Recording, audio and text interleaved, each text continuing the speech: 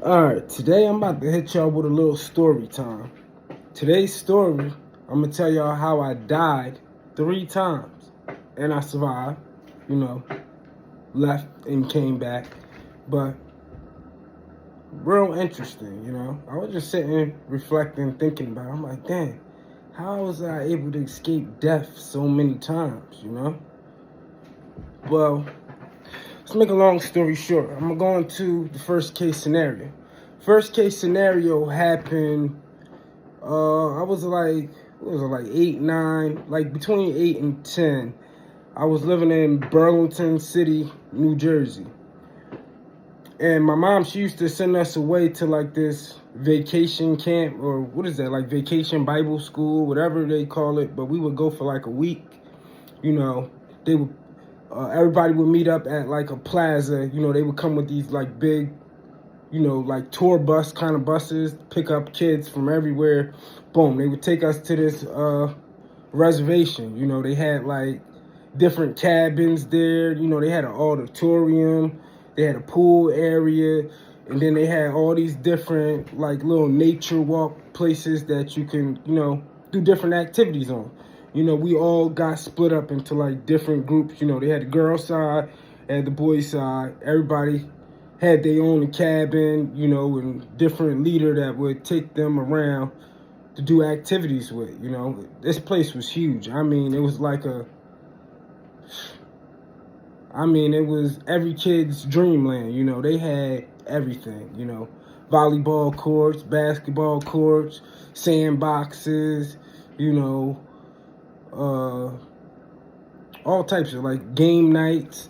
We had fun, the camp was fun. I went there like twice, but this one specific time, yeah, I remember that's when the first time I met my first little girlfriend or whatever. I was infatuated with this girl or whatever. We used to hold hands, walk around, do blah blah blah. But yeah, this one time I'm outside of the auditorium room, like where everybody gathered to do like little activities and events. So I remember I'm standing outside. This is before I knew I was allergic to anything. Come to find out I'm allergic to bees. So I'm standing out there, I always had like allergic reactions and outbreaks to, bee stings or whatever. But this is when I knew it was real. I'm sitting there, it was like a black wasp. It came down on my hand. Big fat John. That John stung me in my hand, bang. So right there, I'm feeling, boom, I jumped. I ain't thinking nothing of it. I'm like, dang, bee stung me. That John stinging. I'm like, boom. So not even 10 minutes go by. I start feeling like this throbbing sensation, and I'm like, my face start changing. Like, you know how Martin Lawrence looked on Blue Streak when he got beat by the cops and his face looked deformed and he ain't look himself? It started slowly, I'm already light as it is. I started turning real pale. My skin got real tight. So at this point, they taking me to the nurse's office. We get to the nurse's office, boom. I guess she just checking up on me. This point I'm still conscious and aware and active to move. I looked in the mirror. I'm like, what the? Then she was like, so I started going in panic mode. I'm like, she's like, oh, just lay down here on the couch or whatever, blah, blah, blah. So next thing you know, I'm telling her, I'm like, I don't feel right. I was like, I don't feel good. She's like, you're going to be okay. I was like, I don't feel right. You know how you get in the panic mode. Now you're getting aggressive. Like, yeah, I'm like, I don't feel right. But the whole time she already knew it was bad because they already had the ambulance in motion to come and get me. Like 5 minutes, the ambulance came in perfect timing. I'm telling you, if it was no other perfect timing, divine timing, this was perfect timing. The ambulance got there. I remember, I'm still conscious and aware at this point. And as the ambulance takes me, we get like halfway down the driveway. We don't even get off of the site yet. And I remember they touching me, they putting all the stuff on me or whatever. So I'm like, I'm having trouble breathing. I'm gasping for air at this point. My throat is closing up. Swelling shut. I mean, I'm like, and then it got to the point I knew, like, I start fading because I start seeing, hallucinating, seeing like white lights, and I feel like I'm literally, like I'm coming out my body. I'm looking. I'm going in panic mode. I'm like, what the hell?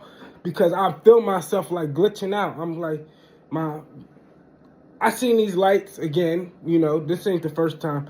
So I start seeing, like, I looking up at the ambulance ceiling. So I'm trying to grab the ambulance dude at this point. I don't know if it was a dude or a girl, but I'm trying to grab him. It was two of them, but I'm trying to grab him. I'm like, I can't breathe.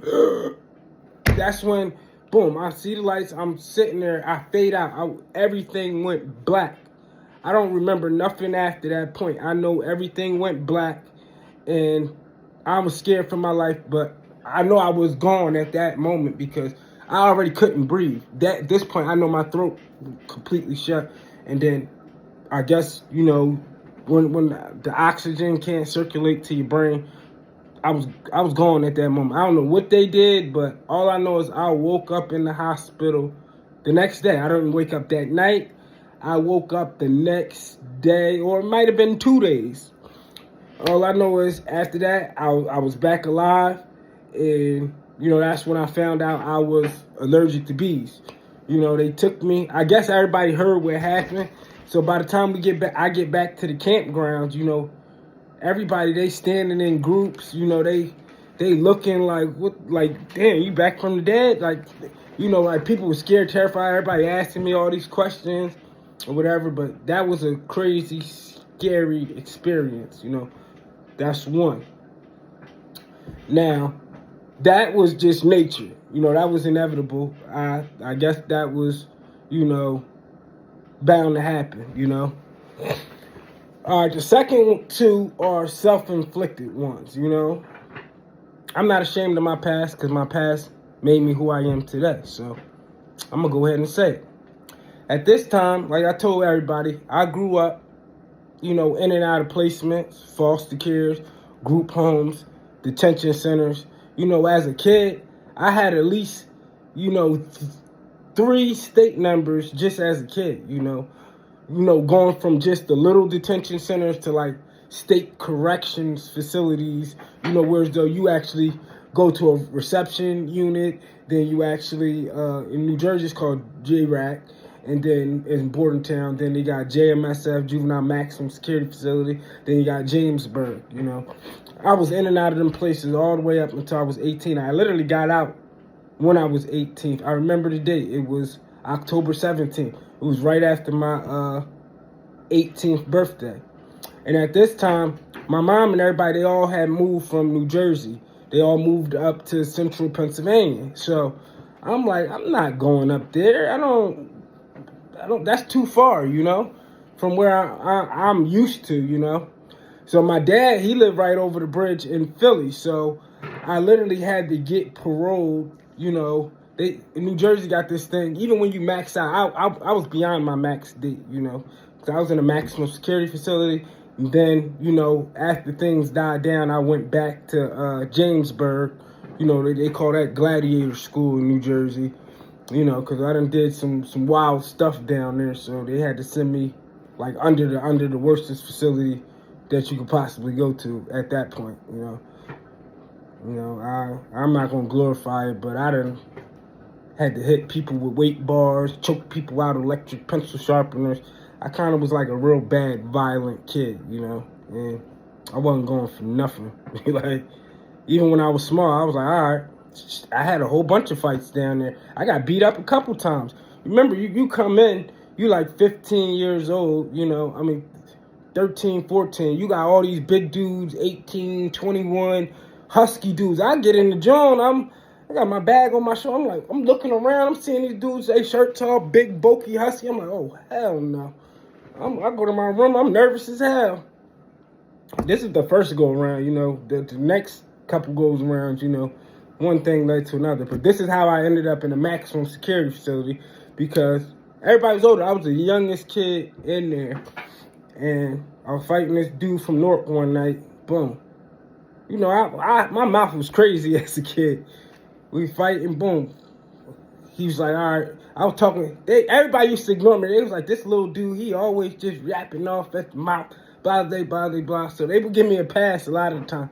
But then I just would get crazy. I just say some wild stuff out of my mouth. But one dude, I was fighting him that night. Boom. I remember my man Tone, if he watching this, he was there. We started fighting. He way bigger than me at this time, but you know, I'm like, all right, I'm getting. Boom. I remember he hit me. Boom. I dropped to my knees.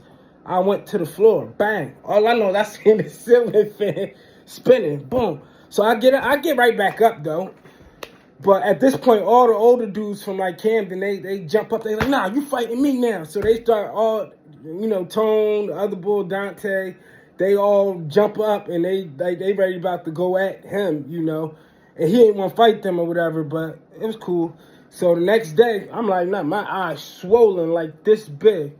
So we in school or whatever. These boys from Elizabeth. I remember his name Cooper with the dreads. Buck, if you watching this, then you know exactly who I'm talking about because that's a whole nother story because another bid that I had to encounter him again. But he was making fun of me in the day room. So I'm like, at this point, I'm like, damn, I done got my ass whooped last night. So it's like, you know, after this is when I started taking like boxing lessons when I went home or whatever. But they start clowning me. I'm like, all right. So they making fun of me. I'm like, I'm getting furious. So I'm like, okay, you right. I stopped talking. You know, when I stopped talking, so I'm already premeditating. We go to the bubble gym where it's weights and stuff at. So I'm acting like I'm lifting. They keep looking over at me, making little jokes or whatever. So, all right, I'm acting like I'm lifting the weight or whatever. So, boom. I walk over there, slide by where he at. He thinking it's real funny. He, ha, ha, he. He should have known something was up because there was no weight plates on that bar. That 50-pound bar. I got over there. I cracked that boy so hard in his head. Couldn't even move his neck. His neck was stiff. They sent him. He got rushed to the hospital. I know every CO and their mother came and choked me out. Boom. They shut the whole jail down that one time because of me. They got me up out of there that night. They sent me under the jail. They sent me to the worst one. I mean, Gladiator School, you got like 25 housing units. They even got a hospital in there. They got a graveyard in there. They got a school that looked like a university in there.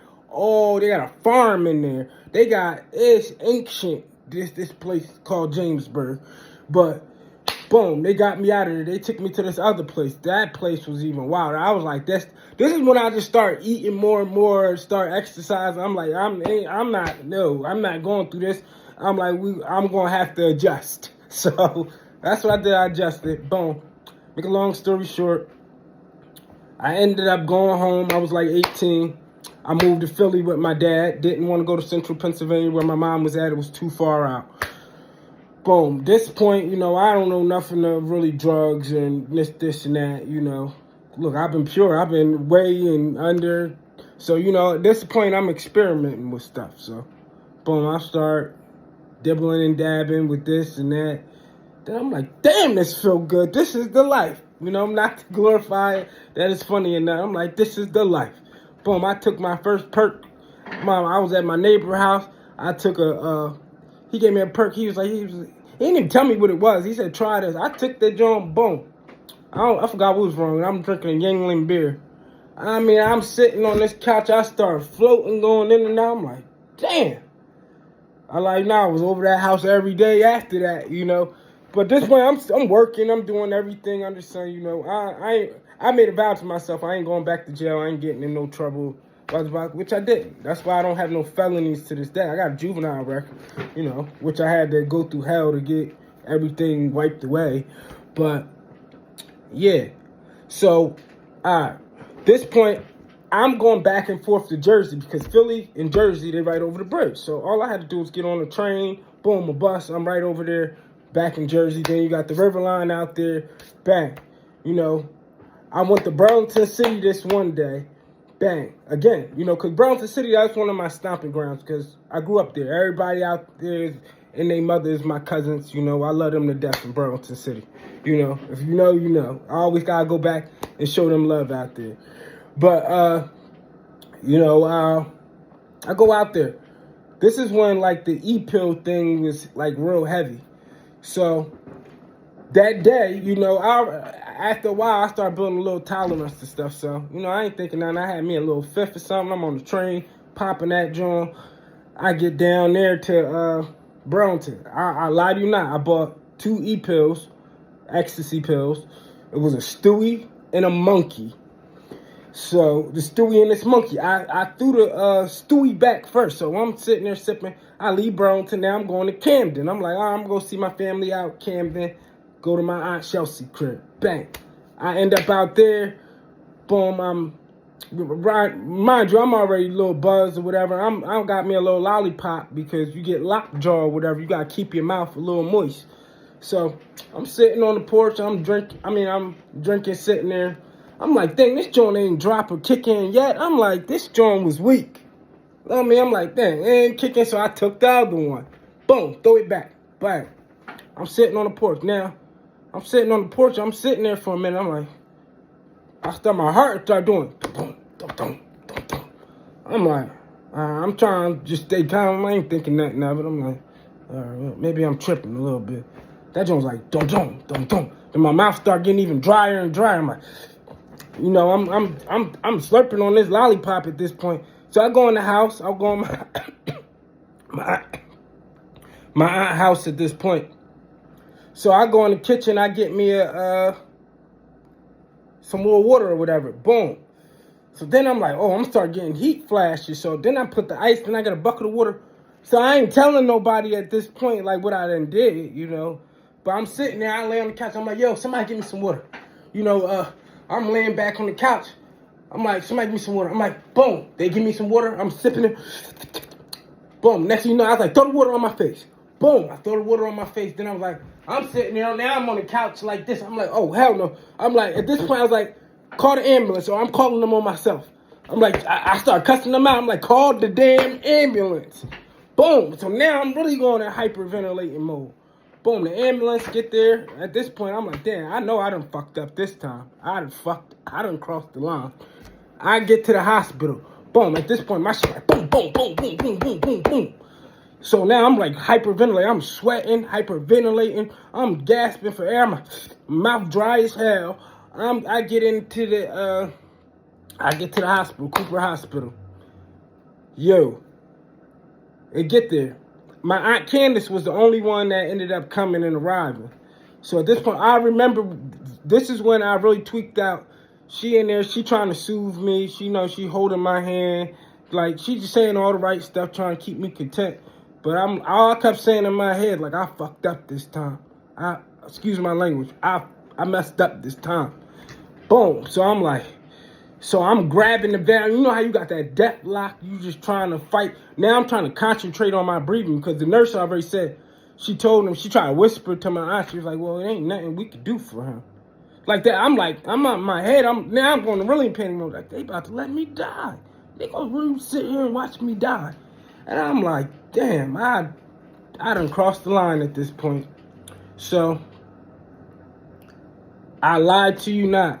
This is when I was like, all right, I noticed the end of the road. It's only so much more fighting I could do. Like, I'm putting too much energy and trying to concentrate on my breaths, try to stay focused, I'm like, I start calling God. I'm like, God, please, I'm sorry. Please give me one more chance.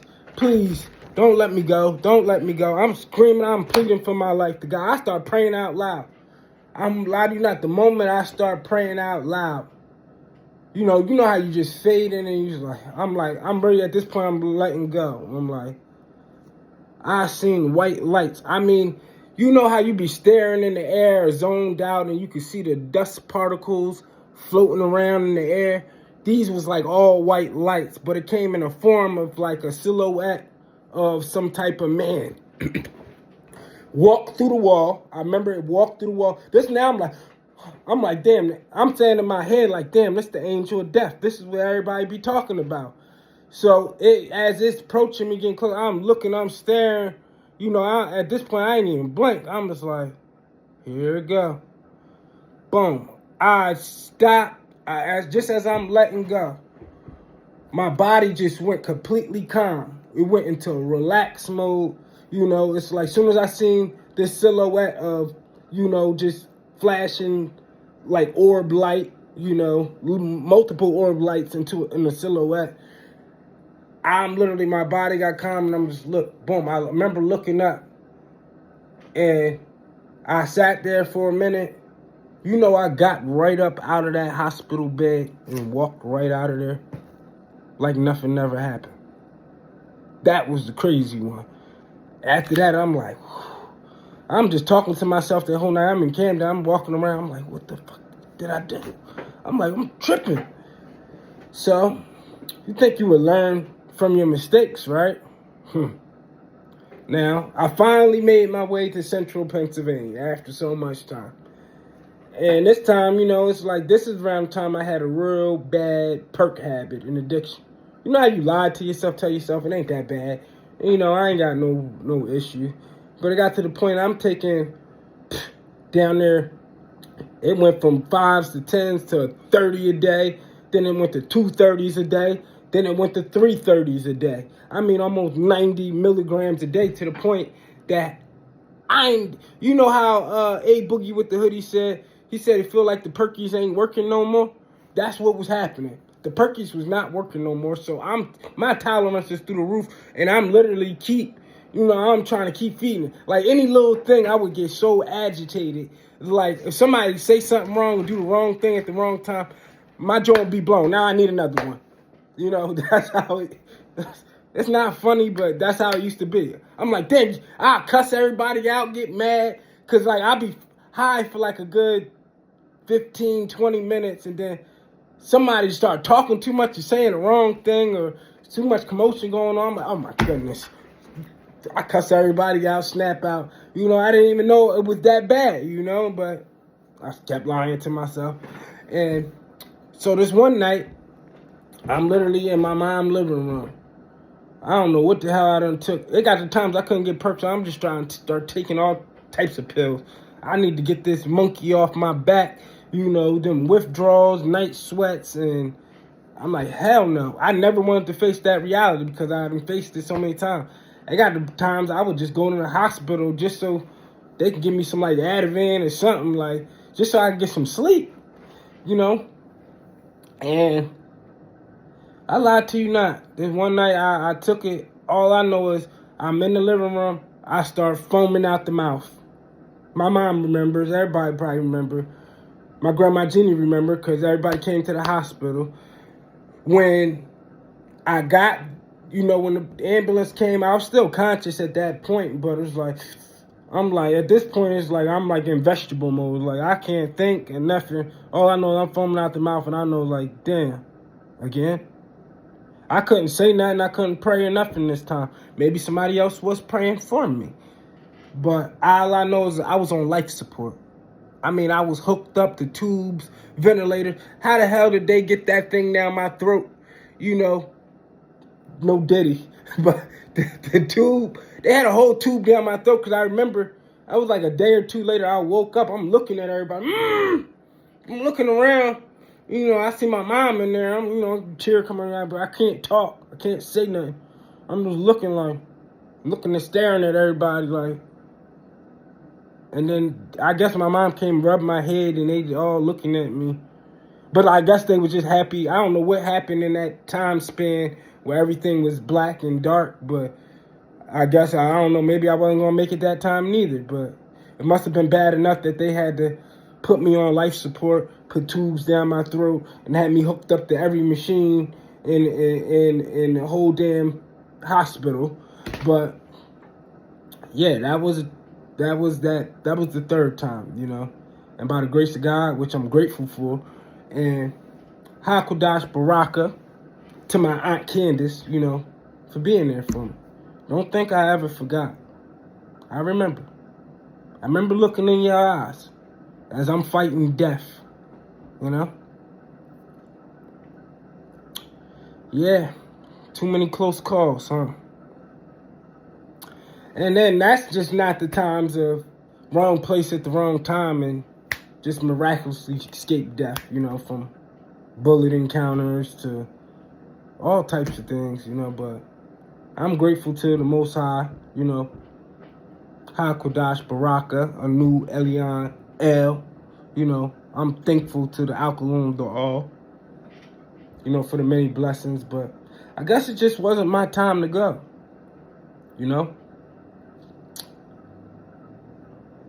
I didn't start realizing, and back to the times I was institutionalized and incarcerated in placement. I remember I always had a spiritual side, so I was studying the Quran and the Bible. See, I guess this was I grew up in church. Even when I was in placement, somebody always was taking me to church, even to the point when I got older, I was teaching Sunday school. A lot of people don't know that. I actually worked for a church and teach Sunday school, and then I worked for another pastor at another church, and just doing all type of work for them all around the board. But, yeah, even way back when, I used to stay up all night in the jail dorm in the maximum security because we only could come out so many times a day. But I would be preaching all night. I don't know how these revelations would be coming to me, but I was able to synchronize and link information together. Like, people would just be up at the door all night asking me questions. All night, we just having, like, spiritual conversations. Half time, I don't even know who I was talking to, but they was like, yeah, da-da-da-da. And every night, I remember the desk in my cell. I had a Bible and a Quran right next to each other. I would read both of them at the same time.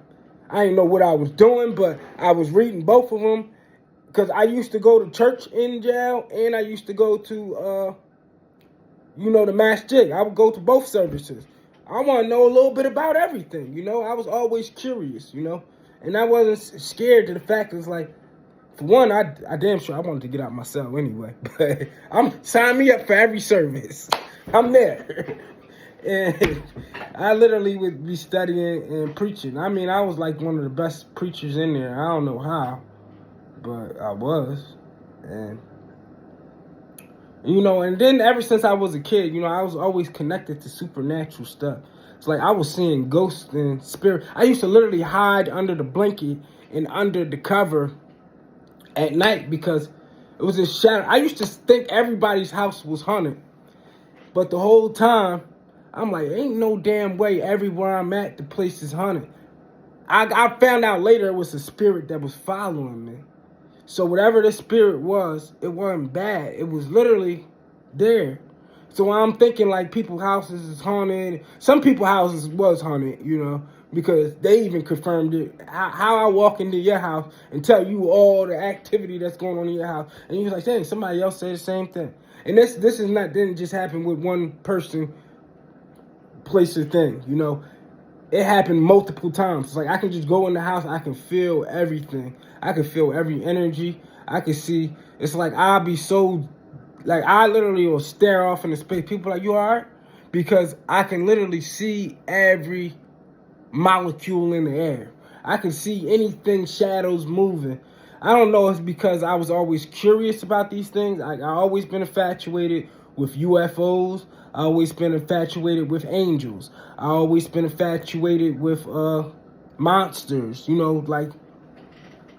stuff like that. Vampires, werewolves, Bigfoot, Sasquatch, I spend so much time and energy and focusing on them things. I will be watching the history while other kids watching cartoons, playing video games. As a little kid, I'm watching, Ancient Aliens. I'm watching Forensic Files and all these crime shows because I lie to you not. When I was young, I was so mad and angry. I was like, I know how to get away with it. Good thing I never did that because I even mapped it out. I found every pattern, loophole, how everything's investigated and how everything worked from the inside out. But I would do the same thing with everything I would put my mind on. I would literally figure out where's the consistency and pattern. I didn't know I was an investigator then, but now I do, but I would watch stuff. I would literally go study the books about the Roswell incident, New Mexico. It wasn't until later on down the line I started getting into the Sumerian text. I literally, from after I was teaching Sunday school when I last was living in Central Pennsylvania in Williamsport. See, a lot of people don't know that, but that's when I was teaching these kids something in Sunday school, and I was like, it didn't sit well with me. I'm like, why am I telling them about this Christmas? This ain't right. And then the Easter egg, and not, lie to you not, I was already studying other things outside of the church at that time. So I already had it. And then I'm like, I can't do this. I was like, I can't do this because I'm misleading them. That's like, I understand I got to go with the program or, the tradition, but it's like, and my spirit is like, I can't be the one to do this and think it's okay. It's like I just couldn't go back after that, and because at this point my vibration was getting raised, and I was becoming more consciously aware of other things that was going on. It always started with the Bible, but I started finding the other books linked to the Bible, and then I started finding more things on more things, and then I started going into the deepest history on, Easter eggs, bunnies, Semiramis, Nimrod, I started studying every culture. I still got the, notebooks filled, stacked like this from when I first started, and I didn't even have all the books. And then I started buying these books, and then I just started studying. And then this was all in the process of me having an on and off addiction. Sometimes I'd be fine for a while, and then I relapse. And then it was like that on and off for a long period, and then it got to the point. It was like, all right, I'm about to try to get some help to overcome this. Then it went from that. And then what I was getting help with to overcome the one thing was worse than the thing I was overcoming. So then I was like, oh, it got to that final straw. That's when I started taking like herbal supplements. And literally, I basically cured myself, healed myself. That's when you gotta look at it. I start running every day. I'm working out all through the process of withdrawal. I'm taking hemp oils, CBD oils, kratom, kava kava. I'm taking vitamins. I'm taking everything, and it's like I'm trying to shake this thing. I'm in a secluded place because this is around the time PFAs, all types of everything bad that could possibly happen in your life started happening, in sequence. But the same token, I lie to you not, when my back is against the wall or I'm in a dark space, this is when the magic always happens with me. It literally, everything unlocks and I can see everything clear. So the times when people think you're supposed to be delusional and crazy, that's when I had the most spiritual revealing moments, in those times. And, I'm telling you, God is real, whatever you want to call him. I know God has 72 attributes, names, energy, Elohim, which is plural, which means more than one. But it's so much more to things that people don't know. I'm a living witness, And then just I start examining myself, like, why the hell am I here? Why am I on this place? It's like, everybody when I was young, it's like I felt weird and out of place, I would distance myself from people. I would go in secluded places and be doing my own little activities by myself, sitting under the table eating ketchup sandwiches. I would literally be, used to have little pet animals. Every time one of my pet animals died, I would have funerals for them. I'll be out there crying, boo hoo hoo, digging a grave, finding a nice little box, decorated, put little cloths and linens around them, bury them, put the dirt back over them, and literally mark they headstones, and we have my own little services for all my animals. Yeah. And I lie to you not, every animal I had, down to my Uncle Andy, leaving all his dogs at our house, that other people couldn't even go around these dogs half the time. I used to go outside and sleep in the dog house with them. When I used to be bad, my mom, be after me. I'm like, I ain't staying here no more. I'm leaving. You know where I would leave to? I go right outside with the dogs. Big, giant, fighting dogs. I'm sitting in there in the doghouse with them. They ain't letting nobody come near them. They let me come near them, though. I don't know. It was a real interesting time. Then every dog, you know, I was able to like train it, master it, and I can just be around them like other people couldn't, because they were vicious dogs and they will literally bite you, rip your face off. I remember one of the dogs missing an eye. The other dog ate the puppies' heads off. The other dog in the basement killed all the puppies and killed them because people was coming near and getting close. It was in another room, you know, inside of the basement when we lived on York Street. You know, everybody from Burlington, they probably know about these stories, but, you know, yeah, I'm telling you, man. And I'm still here today. What a time to be alive. It's interesting times, you know, and it's funny. Did y'all hear about what the government was saying, telling people about these Anunnaki, prepare, you know? But divine timing is happening. I've been telling people about this stuff for years. So therefore, that means that something is on the horizon and it's getting close, you know? The natural disasters, that's just all a part of, you know, the death and rebirth, you know? Cleaning up the land. That's like Mother Nature regurgitating everything that is not good in its immune system, you know? So, but yeah, that's my little testimony of how I died 3 times. I'm out. Deuces.